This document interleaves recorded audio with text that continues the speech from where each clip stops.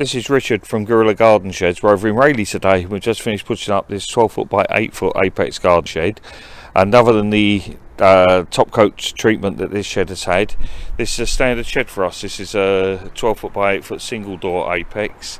The cladding on it is the heavy duty cladding, so maybe I lied about it being standard. It has got heavy duty cladding on it. The cladding is a TGV. Now TGV basically means it's all tongued and grooved, and if I open the door up, show you the edge. So if I show you the edge here, you can see just here that the planks all lock in to each other. So it's got a tongue going up from here, it's got a groove in this board here, and it goes over, so it all locks in. It's all tongued and grooved. It's a 16mm finish on this shed. A lot of companies will quote the finish size as being, or they'll quote the timber size as being the size before machining. We quote after machining. It gives the customer a true representation of the thickness of timber they're going to be getting. So this one is 16mm thick. I'll do the normal thing. Up on the roof, we've got a green mineral felt. You can just about make out that this has got a radius to it.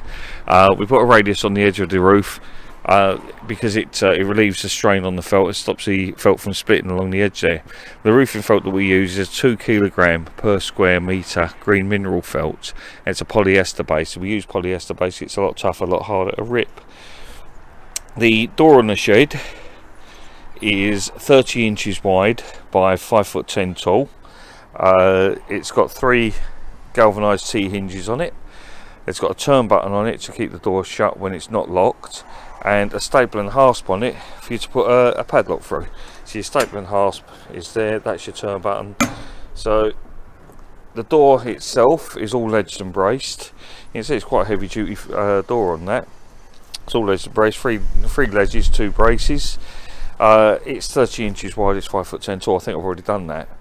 You go into the shed. Now the floor on our large apex sheds is 18mm thick exterior plywood.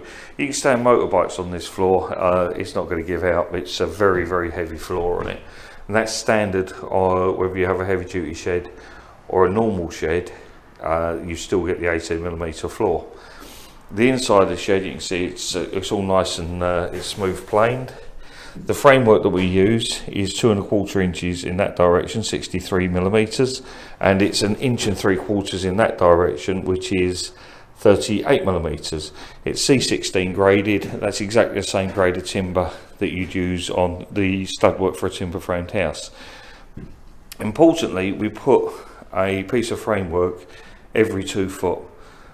On the 12 foot panel there's 7 uprights, 1 at each end and 5 in between. On the 8 foot panel going across, there's 2 edge ones and 3 in the middle.